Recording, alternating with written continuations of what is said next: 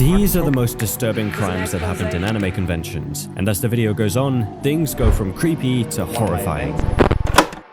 While most cosplayers dream to be as big as pioneers Jessica Nigiri, Yaya Han, and the likes, some just try their best to be known by only thousands of people who appreciate their craft. One of them is 26-year-old Kendra Noel Manning, a cosplayer from Texas. Online, she went by the name Kit Noel, and she had been able to build a decent following through dressing up as characters such as Harley Quinn, Scarlet Witch, Kitty Pryde from the X-Men, and even a female version of Hellboy. Her most popular TikTok videos, where she cosplayed as Kitty Pryde and Scarlet Witch, pulled in around 32,000 views each, and by August 2025, she had over 115,000 followers on TikTok and another 16,000 on Instagram. She is, by any measure, a known face in the cosplay world. In the same month and year, Kendra would become more famous in the cosplay world, however, not in the way she had imagined and hoped. It all started with San Japan, the largest anime and gaming convention in South Texas. It runs every Labor Day weekend, which is the last big weekend before autumn sets in. And every year, San Japan takes place at Henry B. Gonzalez Convention Center, with 30,000 people in attendance throughout the weekend. The attendees include artists, vendors, gamers, and of course, cosplayers like Kendra, who made sure to show up every year. For 2025 San Japan, Kendra planned to arrive on Saturday, August 30th, dressed as Raven, the half-demon character from Teen Titans, then come back Sunday as Harley Quinn. All preparation was in place, her costume was ready, and all she needed to do was dress up and show up. But before Kendra left for the convention, she hopped on Instagram to catch up on happenings of her following. There, she saw a booth renter who was already at the convention posting a story criticizing Gamer Subs, a gaming nutrition and energy drink brand that also had a booth set up as one of the main sponsors of San Japan. The user called Gamer Subs representatives entitled weirdos because they do not like the brand for reasons best known to them. Somehow, Kendra shared the same sentiments, so she replied saying, "Planting a bomb in their booth today." One of Kendra's 16,000 followers who had happened to be an attendee at the convention came across the comment and did not scroll past it. They took it seriously enough to walk up to San Japan management on site and report it. Convention staff, who are operating under a zero-tolerance policy toward any threat, immediately notified San Antonio Police Department officers who were already stationed at the venue, and from there, things moved fast. Meanwhile, Kendra was still at home getting dressed, not knowing what her Instagram comment had done. Later that day, she pulled up to the entrance of the convention dressed in her Raven costume, but the doors did not open for her to go in. Before she could get an explanation, she was issued a criminal trespass warning. The San Antonio Police Department pulled her aside and questioned her. During the questioning, Kendra admitted that she had made the comment before leaving home for the venue. Immediately, she was arrested and charged with making a terroristic threat to impair public service, which is a third-degree felony.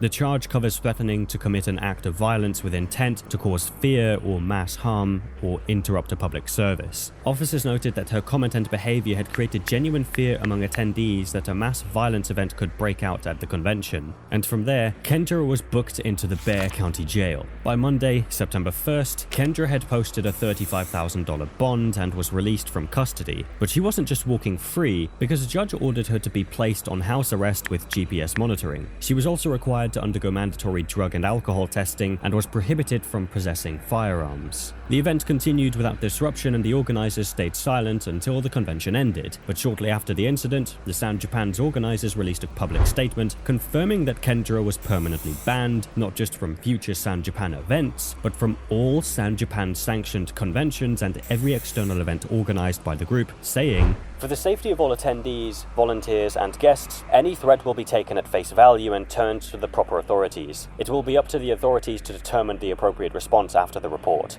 And just like that, what Kendra had spent years building, her following, her cosplay identity, a place in a community that was literally made for people like her, was gone in an afternoon. But while Kit Noel made an empty threat, the next case is troubling since the crime was well calculated.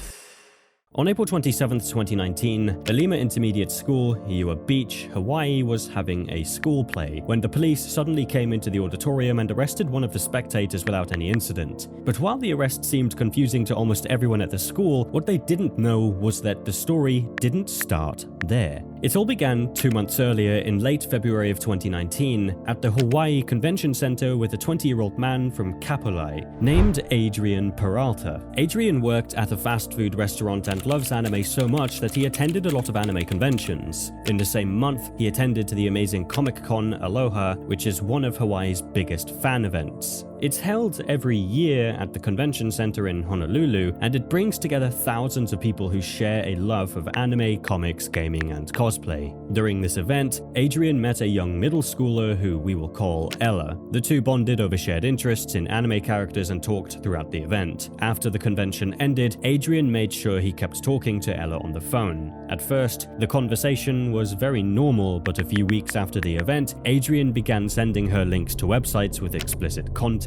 Ella didn't complain about this, so their conversation went on. But then a month later in March 2019, Ella's father found the messages on her phone. He then confronted his daughter about it, but he never escalated the situation to the authorities. Then on April 5th, 2019, Ella attended another major anime convention known as Kawaii-Con, held at the same Hawaii Convention Center. There, she met Adrian, who also came for the convention, and the two began talking once more, and in no time, Ella became comfortable with him again. On the very next day, April 6th, 2019, Adrian invited Ella to his hotel room at the Ala Moana Hotel while the event was going on. Once inside that hotel room, Adrian intimately attacked her, all while Ella told him she wanted to leave, but Adrian wouldn't stop until he satisfied his monstrous desires. After leaving the hotel, Ella went home and told no one about anything that happened. But 4 days later, on April 10th, 2019, she had the courage to walk into the Honolulu Police Department and report what Adrian had done to her. But there was a problem.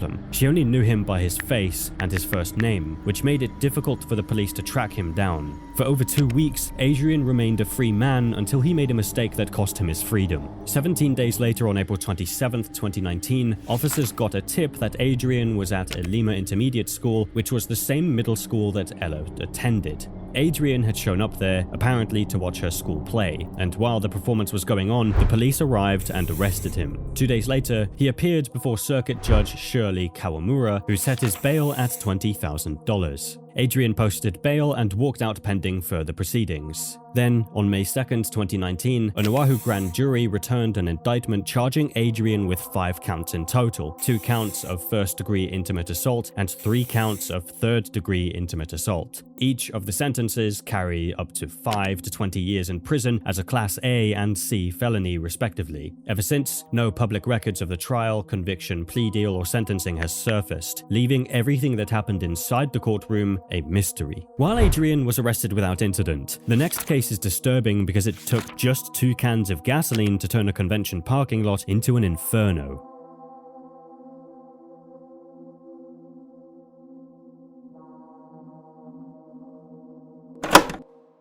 Back in 2013, a group of Power Rangers cosplayers came together to collaborate. Each of them represented a type of ranger and cosplayed as such, but out of the 6, 2 of them grew closer than the rest and became real friends outside cosplaying. One of them is 27-year-old Matthew Masumi Toyotome, who was the Yellow Power Ranger, and the other is Julia Moreno Jenkins, who always portrayed the Pink Power Ranger. The two attended conventions together, did photo shoots, and even collaborated on a YouTube web series as part of the cosplay group they belonged to.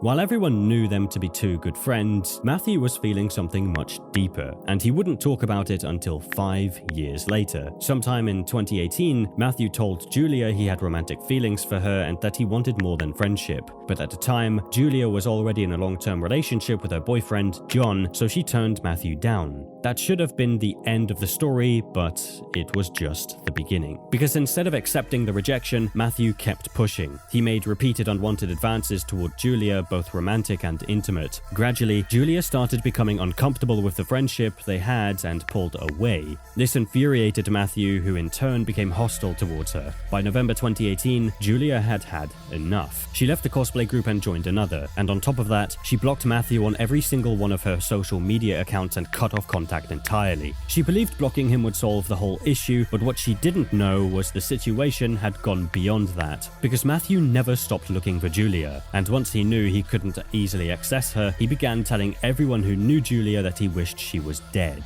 This made Julia and John involve the police and pursue a restraining order against Matthew, and from there, things calmed down a little bit, and there were no signs of Matthew around Julia, so she moved on with her life. Then, 2 months later in January 2019, she decided to attend Anime Los Angeles, which was held at the Ontario Convention Center in Ontario, California. It was one of the bigger anime conventions in Southern California, and it was filled with thousands of attendees across the weekend. Several overflow hotels had partnered with the event to house guests, including the Azure Hotel and Suites on East Holt Boulevard. Julia arrived for the event and chose to stay at the Azure Hotel. She had gone with her car, a 2015 Subaru Outback, which she bought for $27,000. One thing to note, Julia loved her car so much that she named it Starlink, and everywhere she went, she liked to travel with it, but what she didn't know was the Anime Los Angeles would be their last trip together. While moving around during the event, Julia saw Matthew but intentionally avoided him due to his history of stalking her, but Matthew wasn't going to completely avoid her. On January 13th, 2019, the last day of the convention, Matthew showed up at the Azure Hotel parking lot carrying 2 full cans of gasoline, and with these in hand, he walked straight to Julia's Subaru Outback and began pouring the gasoline directly over it. He then pulled out a cigarette, lit it, and tossed it onto the soaked vehicle. But the car didn't catch fire, so Matthew reached for his lighter, lit it, and threw it at the car. This time, it caught fire, and the flames tore through the parking lot faster than anyone could have expected.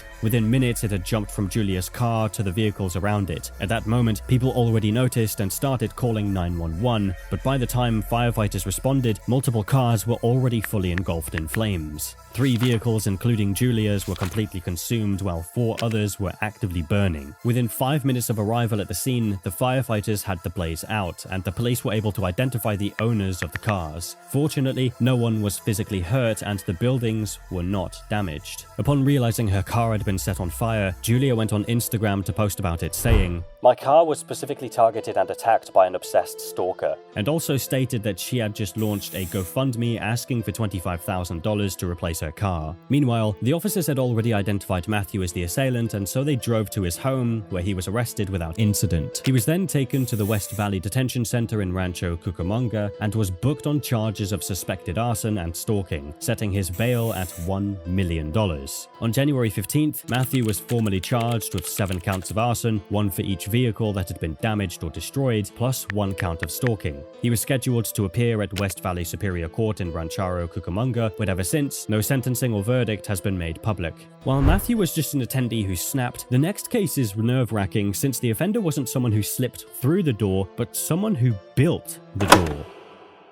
Being the founder of a convention is one of the dreams of a lot of passionate fans of anime, and for Michael Boerlein, this dream became a reality in 2005 when he founded Anime Punch, which is a convention and community organization dedicated to anime fans across central Ohio. After a while, Anime Punch grew into an annual multi-day convention held at the Sheraton Columbus Hotel at Capitol Square, with weekly social meetups, monthly lectures, and a whole calendar of smaller events keeping the community connected all year round. At its peak in 2011, the main convention was pulling in around 1,600 attendees, and Michael didn't just become known for founding the convention, because the main event of Anime Punch, Armageddon, became the first anime convention in the entire country to use the radio frequency identification technology, which is a wireless technology that uses radio waves to automatically identify and track tags attached to objects. This achievement made people perceive Michael as a passionate builder who had given Ohio's anime fans a home for over a decade, but beneath the facade is a horrible identity only known to insiders of the Ohio anime community. Because for years, quiet and persistent warnings about Michael circulated through the community. The members had warned one another about being too close or being alone with Michael, and some of them even created a nickname for him among themselves. They called him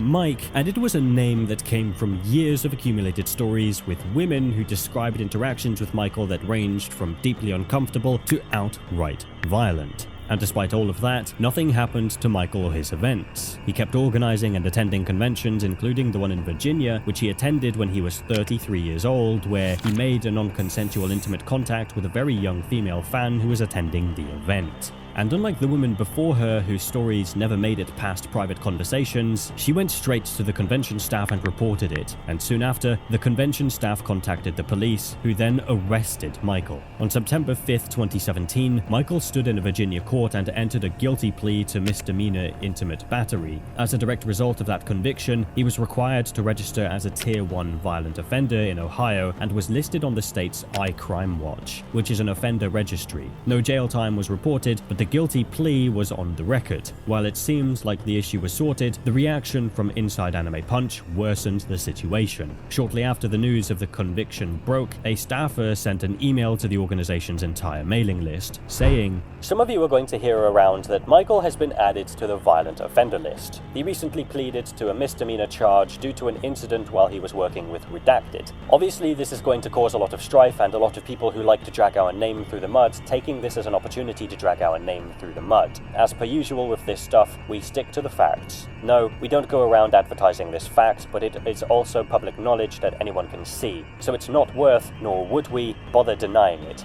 Obviously, this is a hot button issue that is going to not sit comfortably with some of you. That is understandable. If you want more of the story, I suggest reaching out to Michael directly. It's not my place to share the details of what happened. For what it's worth, it's only a misdemeanor charge and the courts are only placing his name on the registry for a year. Also, people who know me know I've long since been a strong opponent of these types of crimes. I've had members of this organization fired over intimately harassing people. Also, for what it's worth and for what I know of the situation, I'm not endorsing the same thing happening to Michael. Still, I understand that the nature of the crime will make some people feel uncomfortable." As crazy as that sounds, the email got even darker as the staffer continued saying, "If you don't feel comfortable talking to Michael, you're welcome to reach out to me. However, I can't disclose more details of the incident as it is unfair to him as a person. Still, I'm happy to discuss any concerns you may have or just talk in general. As a complete aside, you can probably imagine he could use some friends right now and understandably his nerves may be more on edge than usual. So please try to understand if you do end up talking to him in the near future." The email circulated within the community and was immediately met with backlash. So on September 14th, 2017, the remaining Anime Punch staff posted a statement that condemned the email and a disclaimer that the message isn't an endorsement by Anime Punch. After that, they posted a different statement on the organization's official Facebook page, saying, "Anime Punch is ceasing operations. The unacceptable behavior from the top of the organization has led to this decision from the staff. There is no excusing what has happened. Anime Punch's mission was to bring together fans to share our passion in a fun and inclusive environment. We hope everyone we've met over the years has had fun with us. However, we have failed to provide a safe and welcoming environment for everyone. Many of our staff believe in the original mission and continue to be passionate about fandom. They may still be part of the community, attending conventions, blog, throw parties, host panels. It is their choice, whatever they choose to do. Several events and projects over the years arose out of individual passion and commitment. If any of those continue, it will not be in any way related to Anime Punch. As of now, there is no Anime Punch." From there, the situation would spread across the community after a news blog named Nerd and Tie published a detailed report about it. And in January 2018, it would travel into the mainstream press where the Columbus Dispatch ran a feature on the growing "Cosplay is not consent" movement and cited Michael's conviction directly as a prominent local example of what happens when convention spaces fail to protect their attendees. As for Michael, he declined to comment when the Columbus Dispatch reached out to him, and as of today, he remains a registered violent offender in Ohio with no public reports of removal from the registry. Anime Punch has never held another event, and there has been no revival under a different name, unlike the next case, where the perpetrator changed his identity completely. Back in 2001, in Arizona, a man named Leslie Shotwell made the headlines after he was arrested because of an intimate misconduct with a smaller human, attempting to commit intimate conduct with a younger person and dangerous crimes against people not of age, making him a serial offender. The case went through the court for years, and 5 years later in 2006, he was found guilty and sentenced to 6 years in prison. For unknown reasons, he only served about 4 years of his sentence, and so by 2010, he was already a free man.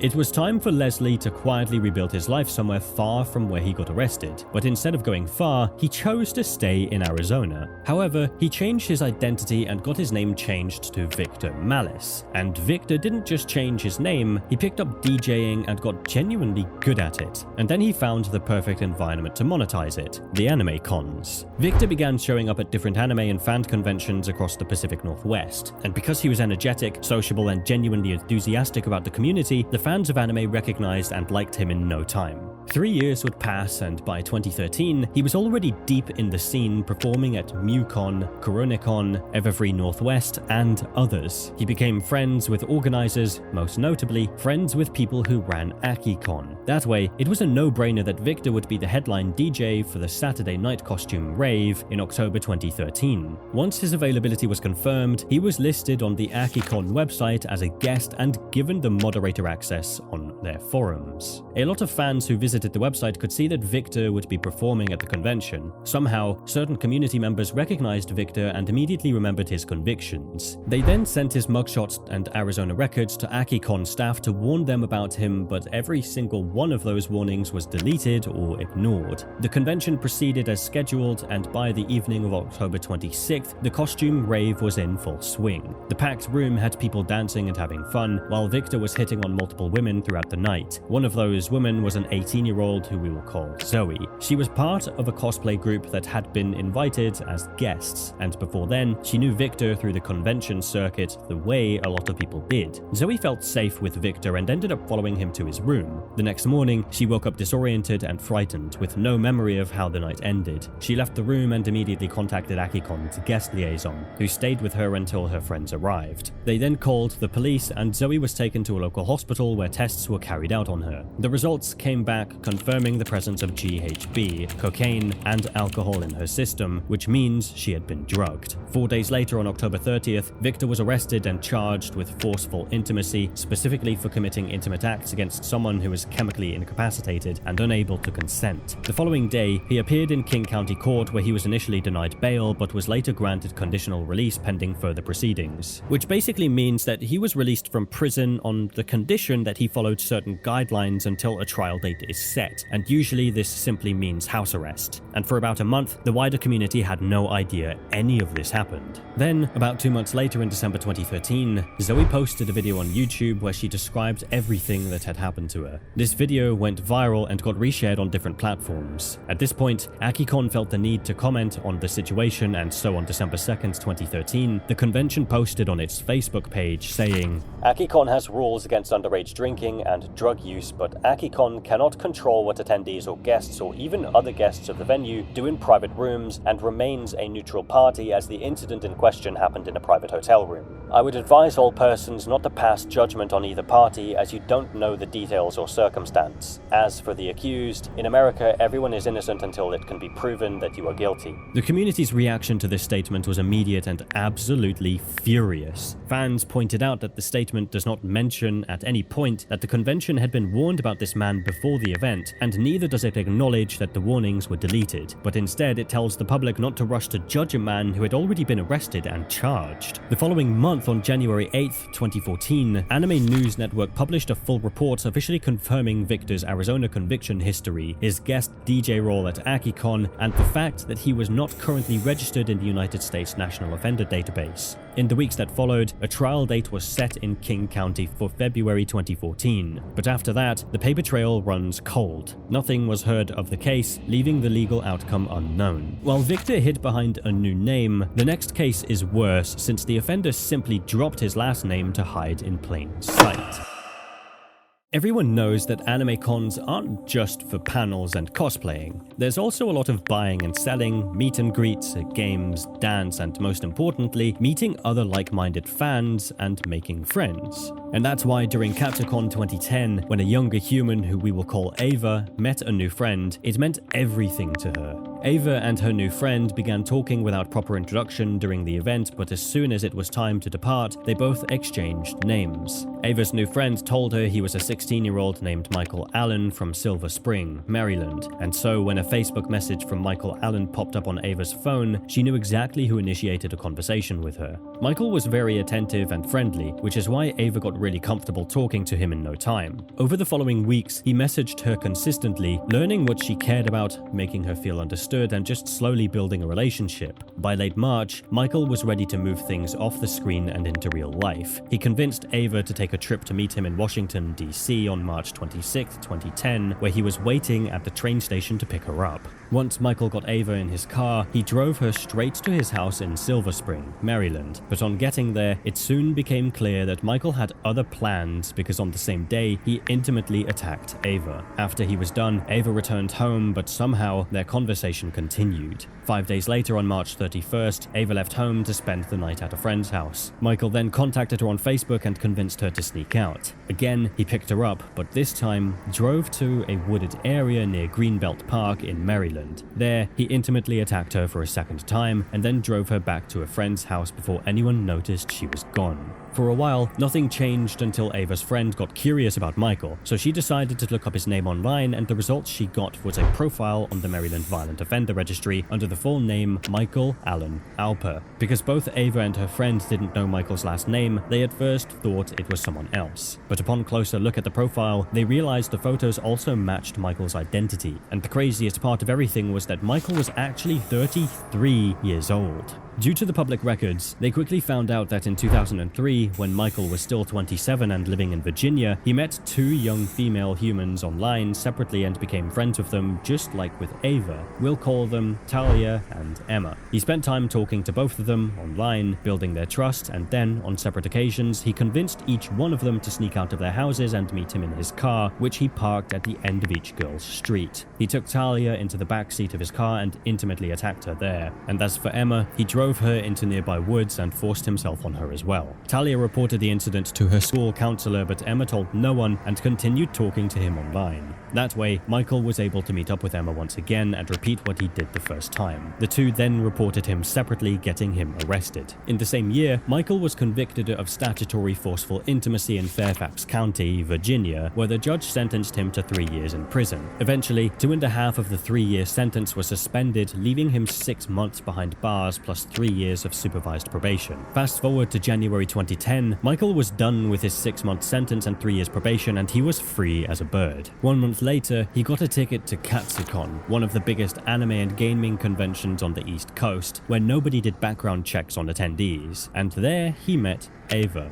who he eventually attacked. Immediately after Ava found out Michael's true identity, she confronted him and also told her mother what had happened. But Michael didn't go quiet. He instead created a new profile with the name Veronica Lacey, presenting as a woman. He then used the fake account to reach Ava and her mom, telling them not to contact the police, saying he could not afford to get in trouble because his father was ill.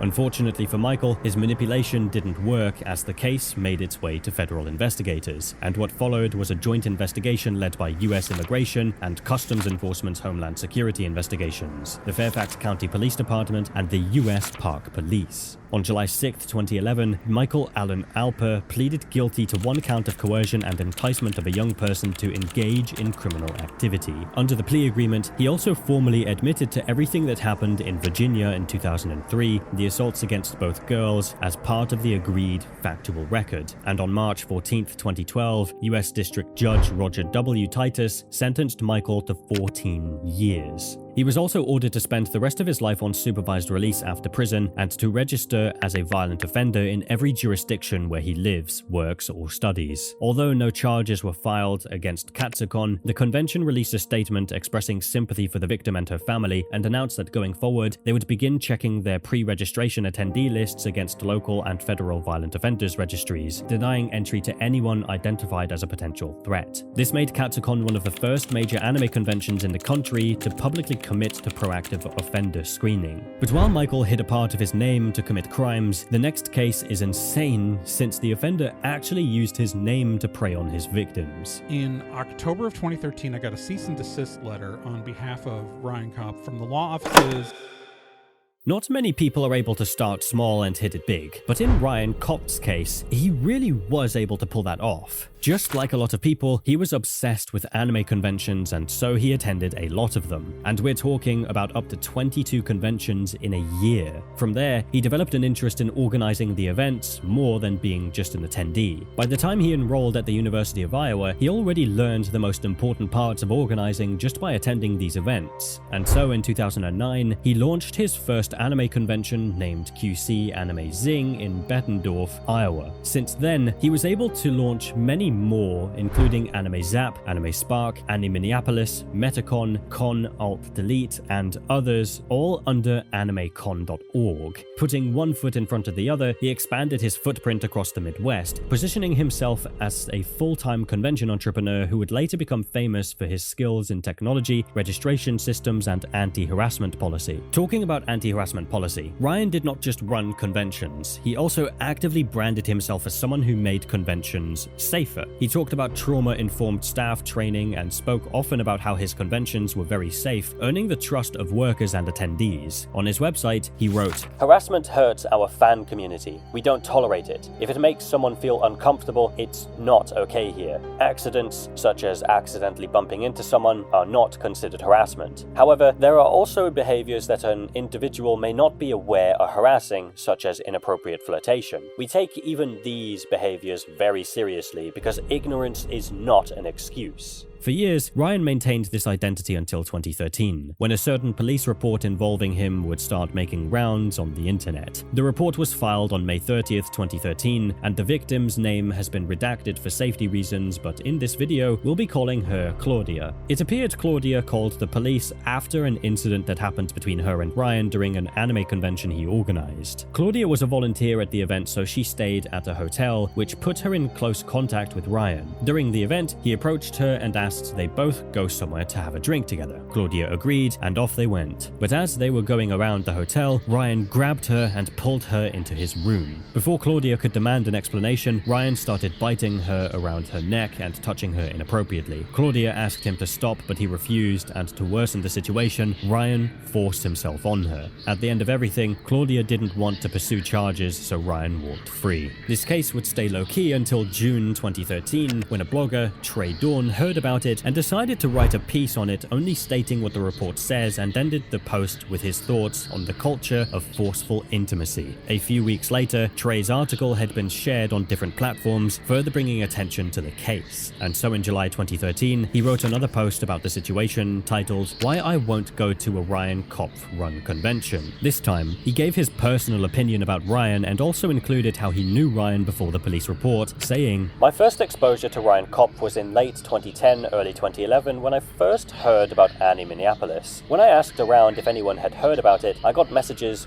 warning me about Ryan. These are people I've worked with for years and trust implicitly, and the first thing they wanted to do was warn me that Kopf was a bad guy. One report involved a voice actor writing a con to specifically complain about Mr. Kopf, while others were complaints about nickel and diming his attendees." He also spoke about meeting Ryan in person and how he felt about him, saying, "I've only met Ryan once in person, and it was for a few minutes. It wasn't enough to decide if I liked him or not, but it was enough for me to be unimpressed with the man." Toward the end of the post, he also mentioned how his conventions had staff members as young as 14. This post again spread across platforms and intensified community discussions, and in October 2013, Trey would update his post saying, "Ryan Kopf has now sent me a cease and desist letter." In the post, he shared pictures of the letters and then responded to them saying, "The C&D claims I have been attempting to defame Mr. Kopf and lists a number of web pages where I have allegedly done this. On that list are several articles I've written, but also, and quite puzzlingly, my old LiveJournal profile and several rip-off reports I did not write, nor do I think I've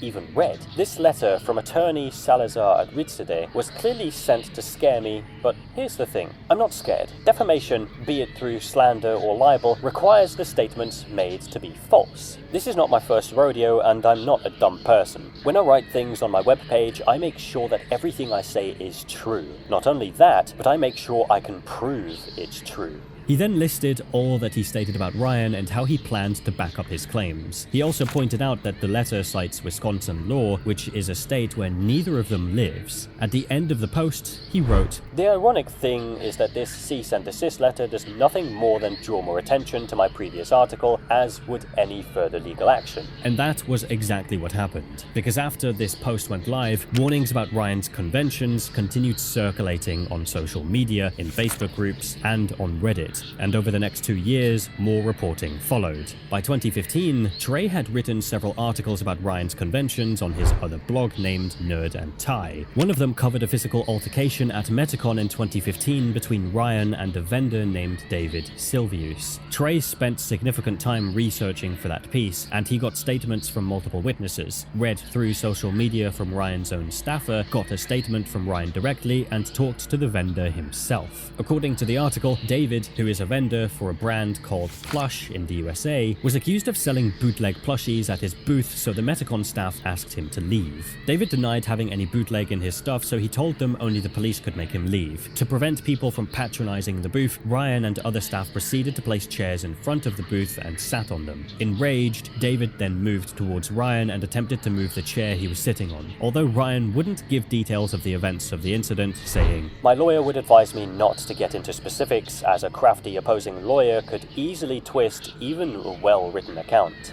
He did claim that David tried to clobber him. David, however, denied having any physical contact with him, but said Ryan stood up, came at him, and punched him 5 times. In the end, the police came and de-escalated the situation. Another article released by Trey that year covered an incident involving Anime California, a convention connected to Ryan's company. It all started with this group called Summoners Cafe, which ran a themed cafe where staff dressed up and entertained guests. During Anime California 2014, they were invited to participate without any signed contracts. The group went away thinking they were just independent volunteers, since it was a really small group. But luck shone on them when they got noticed by an organization which invited them to participate at the League of Legends Championship Series, which is a big gaming event. Almost immediately after, Anime California's CEO, Jeff Sudarth, sent Summoners Cafe a contract saying they had to sign over full ownership of the business. The group refused, and so Jeff started spoiling the group's reputation and also sent legal threats to Summoners Cafe's sponsors. Even though this didn't involve Ryan directly, Trey mentioned that Ryan's organization itself had a long track record of this type of behavior. Although both articles were reported facts, Ryan filed a defamation lawsuit against Trey in December 2015, this time in Iowa State Court. A few weeks later, a fellow Nerd and Tie contributor named Fur Stirs promoted the GoFundMe Trey had launched to cover his legal costs. During that process, Fur got into a minor Facebook disagreement with Ryan, made allusions to the assault allegations, and was added to the lawsuit in February of 2016. The Iowa case was dismissed on judicial grounds. Again, neither Trey nor Fur had any meaningful ties to Iowa at the time of the lawsuit. Trey had only driven through the state a couple of times, so the case was fully dismissed by May of 2016. But Ryan did not stop. In June of 2016, his lawyers refiled the case in Illinois, and this time it made more sense because Trey had done some business in the state and had strong family connections there, but the defendants still had grounds to contest the venue. They ultimately decided to stand and fight rather than chase the lawsuit across state lines indefinitely. The case began dragging in court, but while that was going on, Anime News Network dropped a bombshell that once again put Ryan's name on the headlines. According to the article, in February 2018, Ryan attended Anime Milwaukee, a convention known by its acronym AMKE, at the Hyatt Regency Milwaukee. He attended in connection with his Anime Midwest operations, but before he arrived, an AMKE staff had raised concerns about Ryan with the convention chair at the time, Corey Wood. Those concerns included the prior allegations of intimate misconduct, but even with that, Corey allowed Ryan to attend anyway, noting that Ryan had not violated any of Anime Milwaukee's own policies at previous AMKE events. Then the unexpected happened. During the convention between February 16th and 18th, Milwaukee police were called to the Hyatt Regency in response to an alleged intimate attack involving Ryan and an attendee. Before the police arrived, convention staff had responded to assist the attendee, and when the police arrived, Ryan was immediately removed from the event. For the sake of documentation, Anime News Network reached out to the police department for the police report on the case, but they refused to share it, citing the victim's right to privacy. After the event, rumors began circulating that Anime Milwaukee issued a permanent ban on Ryan from all future AMKE conventions, and also that Haight Regency Milwaukee banned him from the property entirely, and all Anime Midwest staff and promotional materials were ejected from the event space. But even though every evidence suggests this incident happened, Ryan denied his removal from the event or that the event took place, saying, "When attending Anime Milwaukee in 2018, I was always in the company of at least one of my staff members. We were not approached by anyone and we were not asked to leave. The precise nature of these allegations remain unclear to me. I've not done anything improper at either of these events, and I fully intend to pursue holding accountable those who have continued to repeat defamatory statements about me."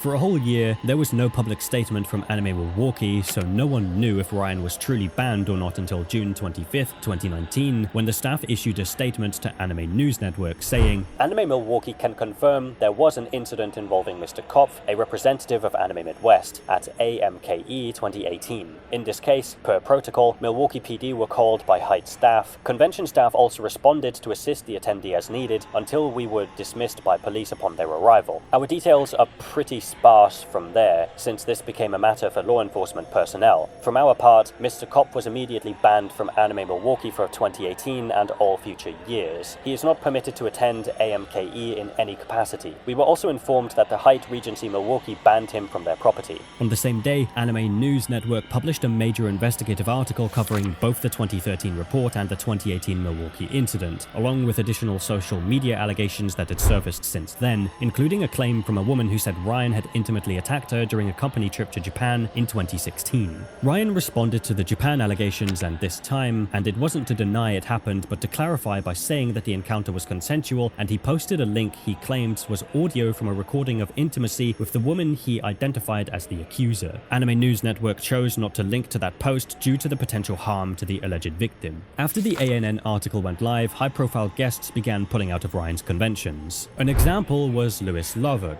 known online as a Top the Fourth Wall, who announced he would not attend any future conventions chaired by Ryan, though he noted he could not drop out of that year's Anime Midwest due to contractual obligations. Also, a band called The Pillowcases said they would not perform at Ryan's conventions until he was removed from staff. From this moment, the boycott calls spread across Reddit, Facebook groups, and Tumblr. But surprisingly, Ryan's conventions kept running, and he never stopped fighting legal battles with Trey and Fur. By late 2019, Trey and Fur were ready to go to trial. They claimed they had witnesses and evidence, but then COVID came and everything slowed down. However, in November of 2021, a new controversy involving Ryan's company broke out, this time involving data. It started when a Facebook user in the Minnesota cosplayers group alleged that everyone who signed up for Minneapolis and Metacon was automatically registered on My Otaku, an anime-themed dating site that Ryan also operates through his company, Chronopop LLC. The imported data includes names, emails, and other registration details. The most concerning part of this situation, however, is that some of the profiles belonged to attendees who were not yet adults. Once this allegation was everywhere, AnimeCon.org denied it, saying that no personal information had been shared outside the scope of the site's privacy policy. They explained that they run a number of free websites and services that use a centralized single sign-on system. So when someone logged in to My Otaku using their convention credentials, their profile would automatically activate. After this controversy settled down, Ryan focused on his events and simultaneously proceeded with the lawsuit. By October 2022, nothing had happened still, so Trey and Fur filed a motion to dismiss for failure to prosecute, which was eventually granted by a judge on October 22nd, 2022. That became the end of Ryan's known controversies, and as of the time this video was made, no criminal charges have ever been filed against him. He continues to organize conventions and on his website, and he still describes his conventions as having one of the most comprehensive and honest harassment policies ever seen at a convention. While Ryan Kopf denied every allegation, the next case is troubling since the accused didn't deny the allegations. The video was an expose of non-opinion over the controversy surrounding the Shop in Wonderland store owned by Anime Matsuri co-founders John and Denise Lay. Back in 2013, Houston was home to one of the biggest anime conventions on the continent, on the courtesy of Anime Matsuri, a large anime convention run by John Lee alongside his wife Denise Lee. Anime Matsuri went from reporting attendance of a few thousands in the early days to 24,000 and eventually over 36,000 in following years, drawing brands, fashion icons, and cosplay celebrities. More than organizing conventions, John was also passionate about Japanese culture, including the cars, the cartoons, and most most especially the fashion. His love for Japanese fashion made him very famous in the Lolita community. Now, for context, the Lolita community is a space for fans of the Lolita fashion, which in itself is a style of clothing that originated in Japan in the 1990s. It was inspired by Victorian-era dresses, hence centered on elaborate clothing that emphasizes modesty and cuteness. John was a part of this community, and for his impact, he was given an official title called Kawaii Ambassador, which means John was now an official representative of Japanese Lolita culture internationally. Being a central figure in the Lolita community, John had access to a global network of models, designers, and community organizers who came to Anime Matsuri or partnered with it. He even blogged about his devotion to fashion, writing, "I hope to do more meaningful things with Lolita and promote more of the brands at our events." But that blog post, along with several others, would eventually be deleted, and what it was deleted to cover up is where this story really starts. Before Anime Matsuri started, John and Denise had a Japanese-themed arcade and anime store named Planet Zero. At this arcade, the Lees met a man named Mike Udompongsuk, an anime fan and investor. Somehow, Mike quickly became really close with the family, so much so that when they began getting an idea on how to start Anime Matsuri, they turned to Mike for support. Mike told them they needed at least a year of advertising the brand before launching, and 11 months after that conversation, the Lees opened Anime Matsuri. The first convention was held at the George R. Brown Convention Center in Houston in 2007, and Mike reportedly gave the Lees over $50,000 to cover the venue fee and other costs up front, in addition to running the registration and dealer's hall. Although Mike had an agreement to get back his money in $10,000 monthly installments, the convention wasn't successful, so the Lees had an excuse not to pay him back as agreed. Initially, Mike believed he would get his money soon, but he later became concerned after he found that John didn't pay George R. Brown in full and that the venue would not welcome Anime Matsuri after 2007. In the meantime, the convention moved to the Woodlands Waterway Marriott Hotel and Convention Center, where it would be based for most of the next 6 years. In 2008, Anime Matsuri then decided to pull a show that made up for all that went wrong in 2007. Eventually, the attendance grew by 50% and the convention was a success, but still, Mike did not get paid.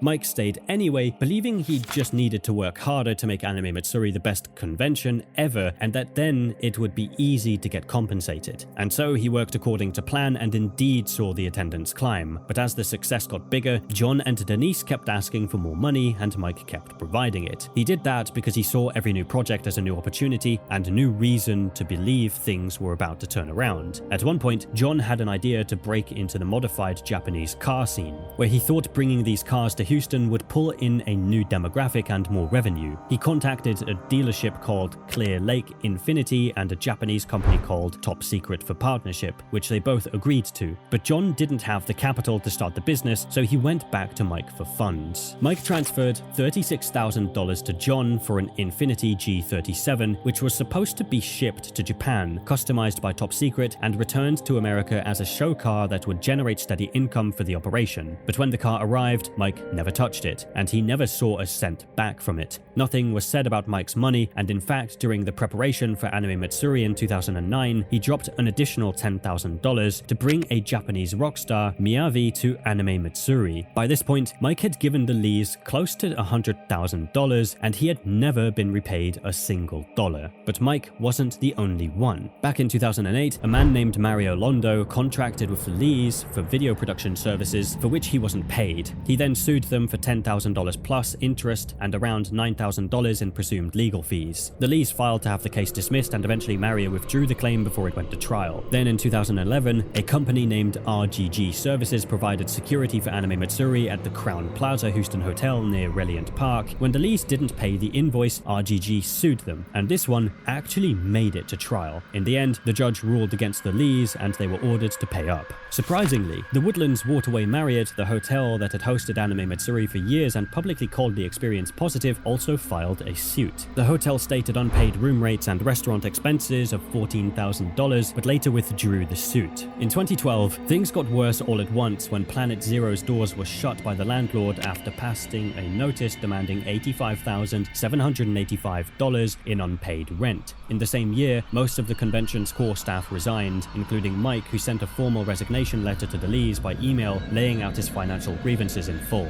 In the email, he mentioned that he had no assurance that Anime Matsuri was going to close down since Planet Zero suddenly did, hence the need to leave the company. But after sending the mail, Mike got no answer from John or his wife until they met again in the following year of 2013. Mike confronted John, and his only response was that he felt betrayed, saying Mike allowed his resignation letter to be leaked to the public, leaving him with a mess he had to clean up for months. Mike gave up trying to get back his money, but just after he'd let go, Anime Matsuri returned to George R. Brown Convention Center, meaning they had been able to pay up the debt after 6 years, and from there, Anime Matsuri began to grow bigger. Apart from Mike's debt that remained unpaid, on the outside, it looked like John's problems were over. However, in September 2015, the Houston Press would publish an article detailing financial controversy surrounding John, and that was the first time that the larger part of the community would find out about these issues. But while the article may seem like an expository piece, what no one knew at the time was it would open a Pandora's box. Because immediately after the article dropped, multiple women started posting online about their experiences with John, leading to Houston Press to write a second piece. According to that article, the most prominent voice was Nina Reinders, a German wig maker and model who ran a shop called Lock Shop under the name Chocolate. Her products were popular in the Lolita community, and John had brought her into the Anime Matsuri world. On her blog, Nina wrote about her relationship with John, saying, "When I was first approached by John Lee, I already heard a few rumors about him. I considered them to just be rumors because he worked together with a lot of prominent members of the Lolita industry, models and designers, you name it. This made him seem trustworthy because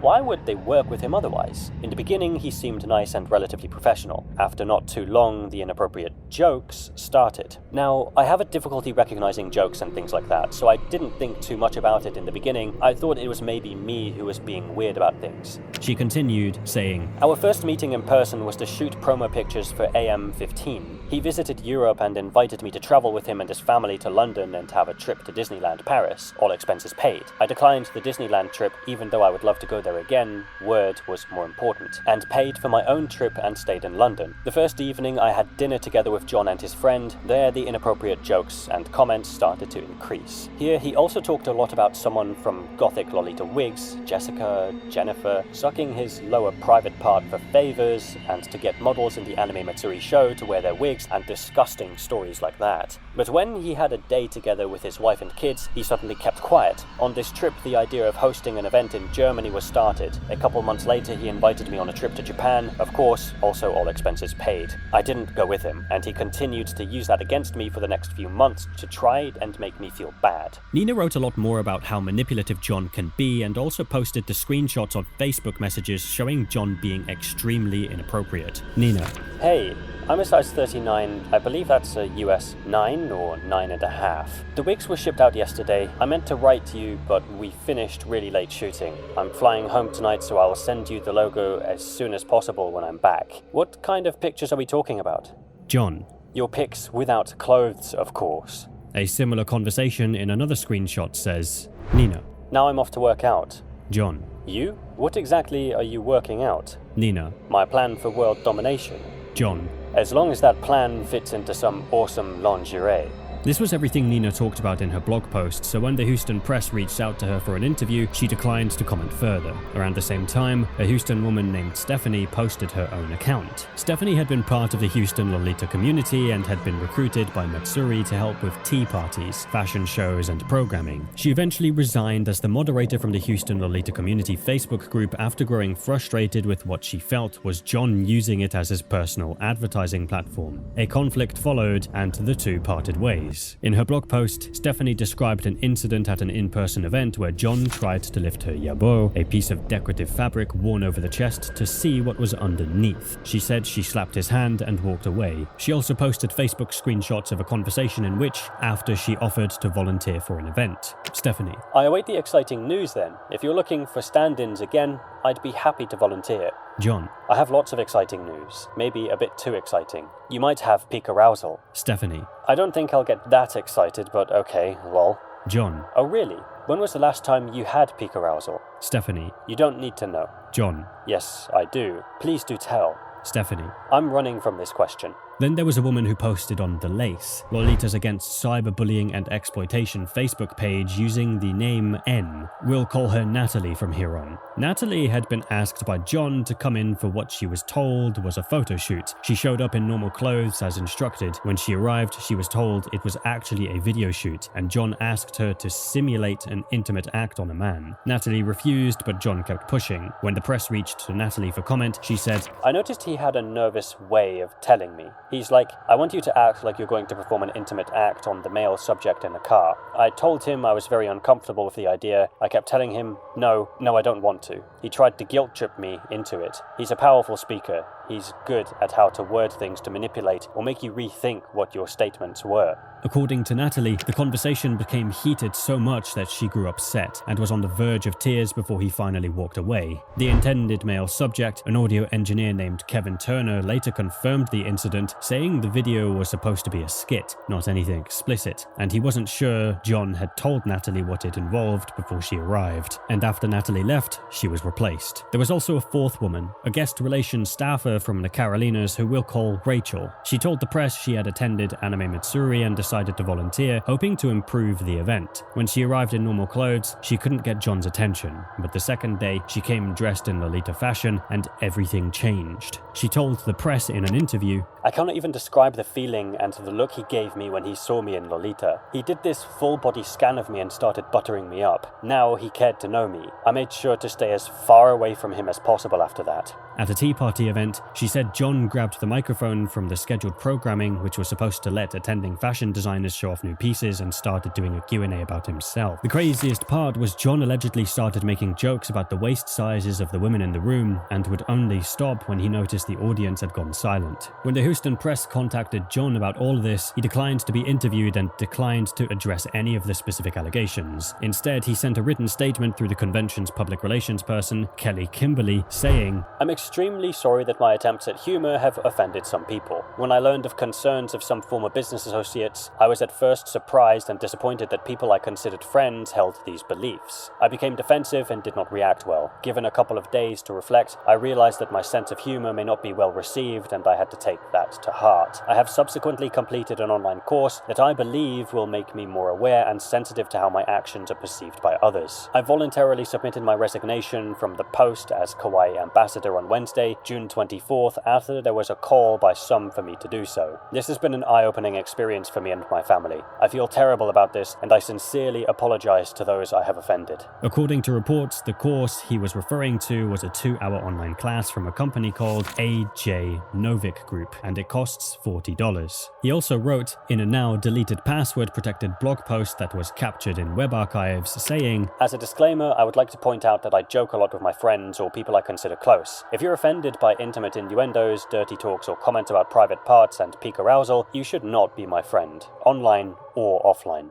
Once these posts were made public, Japanese fashion model Minori publicly cut ties with the convention and named John directly. Also, voice actress Caitlin Glass, who appeared at Missouri in 2014, said she would never return to the convention after she described what happened to a friend, Matthew Mercer, who is also a voice actor. Caitlin said Matthew was suddenly told to MC the convention's opening ceremony, which he did without hesitation. However, he was never compensated for the role, and because no one told him he was expected to do the same for the closing ceremony, he left before the program ended. When the closing came and Matthew wasn't there, John took the stage and started calling for him in front of the audience, joking that Matthew was never around when he needed him. In the midst of the accusations, John and Denise flew to Hawaii, where they were looking to expand Matsuri with a new convention. At a meetup there, according to a local promoter who attended, the harassment allegations were waved away entirely. The conventions then continued and the number of attendees increased significantly. However, 2 years after the first round of harassment allegations, in 2017, something happened that made everything worse. A YouTube creator named Tyler Willis ran a series called Scarfing Scarves, and she had posted videos in 2016 that were critical of John. Then in 2017, after the whole harassment allegations, she made another video that criticizes a YouTuber named Kathy Cat for announcing a collaboration between Shop in Wonderland, a brand that belongs to the Lees and a respected Japanese brand called Putumayo. Not long after the video was posted, Tyler received received a copyright strike on it by YouTube channel Ask Japanese, the channel that employed Kathy Cat. The strike was later reversed, but that wasn't the end of Tyler's issues. On January 4th, 2018, Tyler received a cease and desist letter from John's lawyer saying, I have been retained by my clients for behavior I believe is harassing, illegal, and defaming, including posting slanderous videos on YouTube and other sites targeting my clients. If this behavior does not cease, I will be bringing civil charges against you and seek criminal sanctions with the Harris County District Attorney's Office. This did not stop Tyler from posting multiple videos accusing John of trying to silence her. On January 21st, she received another takedown notice, and this time from Anime Matsuri itself. But that decision backfired in a way John almost certainly did not anticipate. Some of the community members who had been watching the situation from a distance decided it was time to do things differently. These people came together and created a group named Boycott Anime Matsuri and quickly grew the Facebook page to around 2,100 followers and a Twitter following of nearly 600. In a bid to end the convention, they began reaching out to guests and panelists ahead of the 12th annual Anime Matsuri convention, telling them to reconsider their appearances. But while Boycott Anime Matsuri was working against the convention, an opposing group also formed and called themselves Boycott Anime Matsuri in public support of John and the convention. In the middle of this, John posted a new apology on the Anime Matsuri website. This time, he wrote, Although my messages were intended to be humorous and not serious, I realize that my intentions do not outweigh the way my words hurt the people I sent them to. At the time, I didn't realize that I was being hurtful or harassing, and I was shocked to learn that my messages had been so hurtful to their recipients. Again, people I considered my close friends. I owe it to you all to do better. I can do better. I will do better. And I sincerely apologize. He also acknowledged in this apology that his cease and desist against Tyler had the unintended consequences of stifling conversations about harassment. He said his real motivation was to protect Kathy Cat, saying, However, in the case of one particular guest, Kathy Cat, a YouTuber who resides in Japan, the attacks had a profound effect on her. Tyler's video caused people to contact Kathy Cat's employer with similar defamation messages, among other malicious acts, and Kathy Cat became physically ill as a result. This is unacceptable and tantamount to cyberbullying. Tyler then responded to John's comment saying, I have roughly 7,000 subscribers. Kathy Cat has 45,000. Ask Japanese has 160,000. And John Lee of Anime Matsuri is behind one of the top 10 anime conventions in the entire country. He claims I am a bully. They've issued 3 false DMCA takedowns, nearly shut down my YouTube channel, and threatened me with a lawsuit. They've tried to censor me, strong-arm me into silence, and demand a public apology. Those are bullying tactics. John later denied that accusation, saying, We want a peaceful resolution. However, we will do everything in our power to protect our guests from these kinds of attacks. At the same time, Matsuri also announced a partnership with the Houston Area Women's Center, framing it as a community safety initiative. But the center issued their own statement clarifying that their presence at the convention was in no way meant to condone John's behavior, and that they were there to provide confidential resources to anyone who needed them. The good thing that came out of this call, though, was that Mike got a text from the Lee's lawyer about a payment plan, and according to him, other creditors who have also never been paid received similar outreach around the same time. Mike said, concerning this, I'm guessing they're doing damage control. Yes, it would be nice if they started paying back, but their words have no weight to me. Knowing John and Denise, I feel they are trying to sweep it under the rug. They're going to the ones that have substantial information and who they owe money to. In the meantime, the Lolita community had largely moved on. Bling Up, a California store that was enormously popular with Lolitas, approached Comic Palooza, a different convention, about forming a new partnership.